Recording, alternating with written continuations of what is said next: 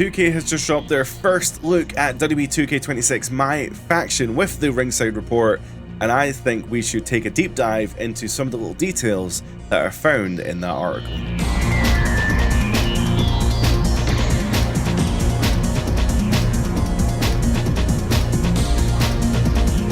One of the newest features this year in MyFaction is the team chemistry system.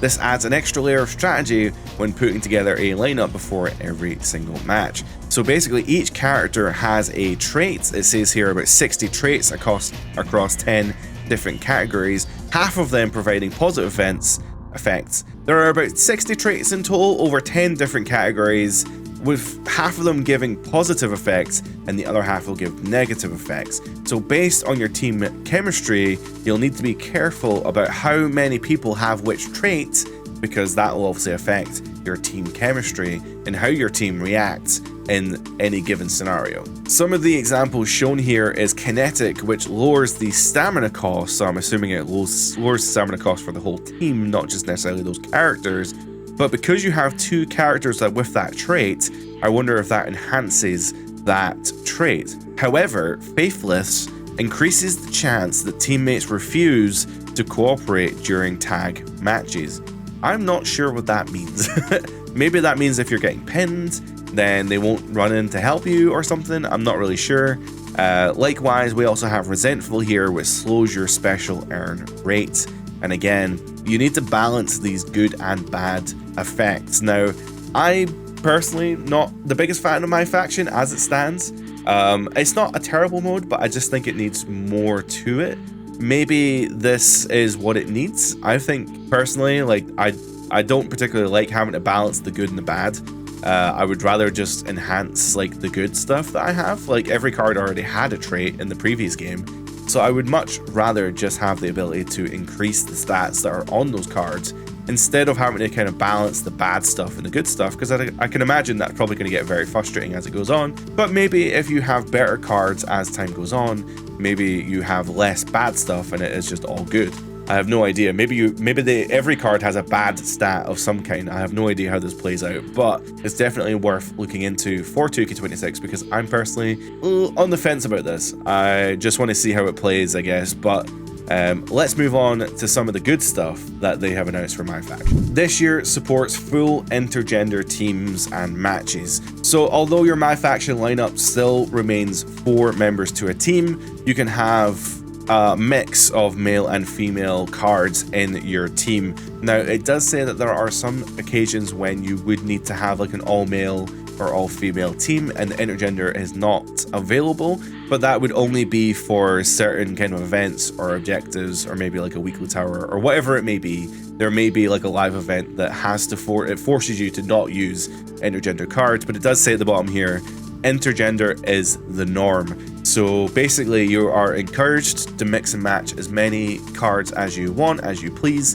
and then there will be kind of challenges to do it without the intergender. I think that's okay for the most part. I can definitely see that like there are obviously people online who really do like the intergender wrestling, and there are a lot of people who don't like the intergender wrestling. Now, technically speaking, there's nothing to say that you can't just create all male or all female teams if you want to, if you have the cards to support that kind of playstyle. But I appreciate that intergender is the norm, and it doesn't seem like usually in MyFaction you don't get the same kind of options to turn off like the customization options, so there probably is no way to turn this off necessarily. But overall, I see this as a win. There were so many times in the last year's game when I was looking at a live event or a challenge or something, and I'm looking at, oh, you need to have this type of card. But I only had that in a woman, so I wasn't able to like, I was getting frustrated with the idea that like I had the card it wanted me to, but just not in the right gender. And then because you couldn't mix them up and I didn't have like the right cards for like an all women's team, then I wasn't able to, it was very frustrating. And I appreciate this. It's probably going to get rid of this problem where you are doing a live event or you're doing a challenge where it's like, you need to have this specific card, but maybe you don't have it in that gender. Well, now you can just mix the genders and that's not a problem anymore. So I see it as a win. The absolute biggest change to MyFaction this year is the quick swap mechanic. Now, if you have played the island, you'll know that in the very end of the spoilers for the 2K25 island, if you care, but at the end of the island, you face a super-powered Roman Reigns, who kind of teleports around the ring and does like really weird shit. So in MyFaction this year, it seems like they've taken some of the mechanics from the island, at least that specific fight, and they've actually applied it to a new match type called Quick Swap. Now, Quick Swap will allow you to swap to any other character mid-match. So essentially here you've got your 4 characters here, so we can see on this team we've got Chyna, Trick Williams, Nia Jax, and CM Punk. And then you can see in the example here that the character of Chyna here is able to hit a large move on Otis, and then if they press both triggers at the same time, they will teleport out, and then Jade Cargill will come in instead.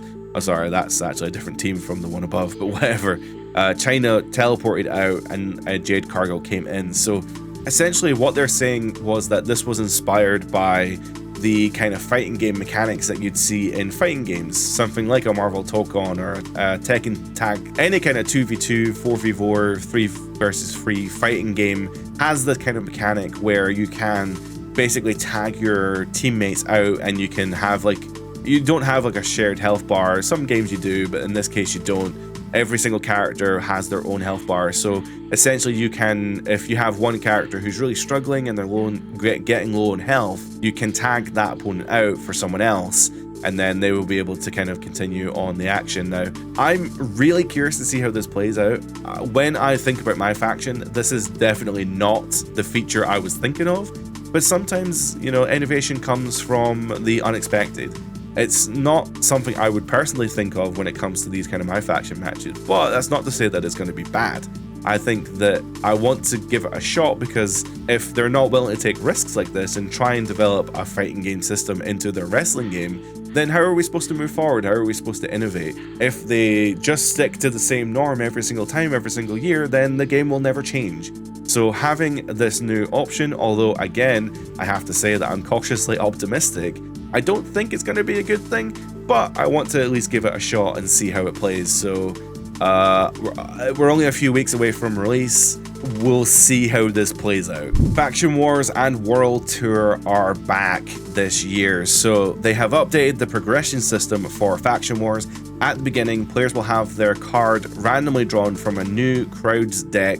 As the players progress through multiple runs in Faction Wars, more decks open up, which will improve the cards available from the pool. So what that kind of says to me is that when you do a Faction Wars run, you're not really going to be able to select your cards anymore. It seems to be just a kind of random. I hope they get rid of the ticket system. My god, please get rid of the ticket system. But anyway, let me go into Faction Wars, and it sounds like it's just going to draw me random cards, and then I have to take those cards through Faction Wars, and then maybe the more runs that I do, the better cards I randomly get selected.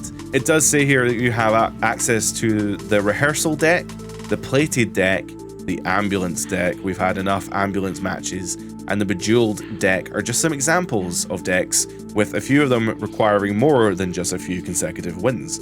The glass deck, for example, requires 40 Faction War runs, and winning a run with a final lineup composed of only one archetype. I have never done 40 Faction War runs in my entire tenure of playing 2K. So, literally, like, even in, I bet if I was to take all of my Faction War runs from 2K22 onwards, it would not be 40. I don't play the modes that much, and the ticket system always put me off. I was never in a position where I didn't have tickets to play the mode, but the idea that, like, I just didn't like the access requirements, so I just didn't get into it, I guess. Interestingly though, it does say here as well, each deck has bespoke effects, such as the Crows deck, allowing you to continue if you lose a non-base match.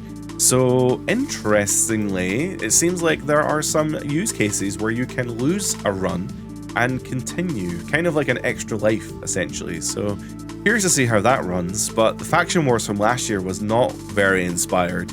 It was actually really tedious, and I did not enjoy it. So, hopefully, it's improved. The idea of having the kind of constant tag matches, not only constant tag matches with no stipulations, that you can quite easily cheese as well. They were very, very boring, and I did not like them. Now, last year they did add in like extra matches, so you'd be able to do like a 1v1 cage match, for example. There were situations where you could do triple threat matches or fatal four-ways. They were fun, but the actual the faction war idea of having these constant 8-man tag matches is actually really tedious. So if they find a way to do faction wars but just without the tag aspect of it, I think like just vary up. I do not care for constant tag matches. The thing I did like from last year was the ability to have those kind of multi-person or singles matches with the stipulations of having like cage matches or ambulance matches or whatever it may be. Give me more of that. Less ambulance matches, please, but give me more of that, and I would be more likely to play faction wars probably a lot more than I currently do. So they don't really elaborate on this at all, but they just basically say that World Tour is returning, offering up different types of rewards such as personas, MyFaction points, ARC cards, MyFaction packs, and players will find North America, the UK, Japan, Africa, and Mexico as available locations. Now, I really did think that World Tour was one of the best modes that they've added in recent memories. Now, I know immediately you're thinking, but Gary, they didn't actually update the mode, and you are correct, they did not update the mode at all. Had they updated the mode though, they would have been on to a winner.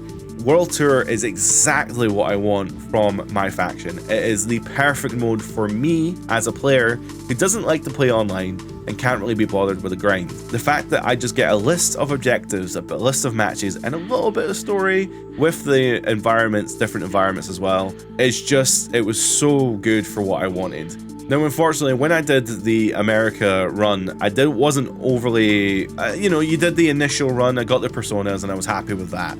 The problem is they never really updated it. They added in a whole bunch of new America routes, and I didn't really do them because I wasn't really interested in going back. I heard there was no personas in them, so I was like, I'm not going to go back and do that. We did accidentally get a leak that they were adding in the Saudi Arabian regions. I can't remember what it's called. It's got a weird name. But either way, they added in like the Saudi Arabian region so you could fight in Riyadh and stuff. But it was too little too late. You can't be adding in regions at the end of the game's life cycle. Really, again, going back to that, Ringside Pass could be a good thing for the game because we're talking about seasons now, specifically seasons of content. So maybe World Tour is actually now going to get updated per season instead of just whenever they could figure it out last year.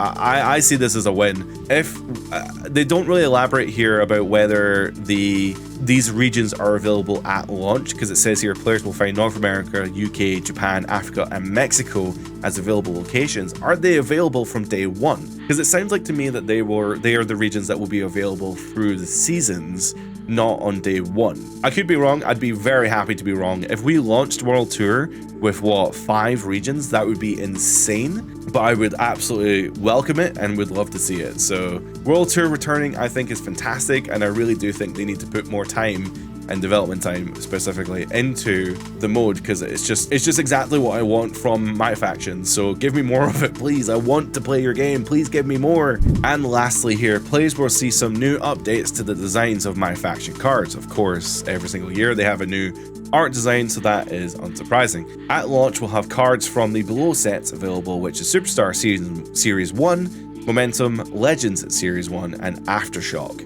In addition, MyFaction cards that are earned through the Ringside Pass will have their own distinct looks, such as the Dirty Dom card below. Of course, this year with the Ringside Pass, there is always the possibility that playing through any other game mode could earn you MyFaction packs, MyFaction exclusive cards, and obviously we can see here this Dom Mysterio is actually part of the Ringside Pass. This is actually the first reward I think we've seen from Ringside Pass. So one of the things that I think Just Brian was able to clarify in his interview with Cornel Gunther, who's one of the lead gameplay designers actually he's got his hands in very many pots in WWE 2K, but either way, he was able to clarify the fact that if Ringside Pass has Persona cards, then what happens to MyFaction? Because in the previous years, we've seen Persona cards locked specifically to MyFaction. Now this year, it doesn't seem to be the case that it's exclusively locked to MyFaction. Now I say that very carefully because although there are still Persona cards and exclusive rewards through the Ringside Pass, there will still be exclusive rewards and possibly Persona cards locked to MyFaction. So it seems like the tide hasn't changed just yet. We're still, unfortunately, going to have to play a lot of MyFaction to get some of the exclusive rewards that you may or may not want. However, it is good to offer alternatives like the Ringside Pass to give us options on how to unlock other characters and other personas and stuff. One of the things that really put me off personally as a player was that I didn't particularly like MyFaction, especially the live events for MyFaction, when it was constantly ambulance matches, casket matches, and they're impossible to beat. I don't play with the button mashing mechanic, and hey, people will say that's on me, right? Oh, you need to change the mechanic and get good so that you can win these matches. And I personally think no, accessibility should come first. My opinion has always been with MyFaction that you should let me play on the difficulty and the accessibility options that I want to play at, but reward me if I was to go above and beyond. So for example, if you were to do an ambulance match on hard and I was to do it on easy, then I should get less rewards than you, but I should still get the base rewards for completing the match. So that's been the thing I've always maintained. Like, that's my suggestion for 2K. The biggest improvement you can make to the game is increasing the accessibility to the mode. Not everyone wants to do these constantly hard challenges. I don't want to go into an hour-long ambulance match and then lose at the last hurdle and then have to do it again. Let me play on an easy difficulty. I'll get the base rewards, which is all I really want. And then for the people who really want to earn as many like MFP, or they earn extra packs or whatever it may be, then let them play on a harder difficulty so they can get better rewards. That way I don't feel like I'm missing out, and that way you're rewarding the players for doing what you want them to do, which is specifically completing hard challenges. But hey, that is my soapbox, right? I'm gonna keep preaching this because it's what I truly believe in. I think that a tiered, accessible entry system to MyFaction will only improve the mode, and it will let people like me access more of the game as a result. But what do you think of the MyFaction Ringside report? Is there stuff in here that you are particularly interested in? Are there good and bad stuff? Like, let me know in the comments down below. And if you want to see more from me about WWE 2K26, then be sure to subscribe for more, because we're only like a week away from release, so there is lots coming up, and I will be streaming the game when it comes out, but I haven't quite figured out the schedule yet. But yeah, it's happening very soon. But that's going to be us for today, so thank you very much for watching. I hope you have a great day. Bye for now.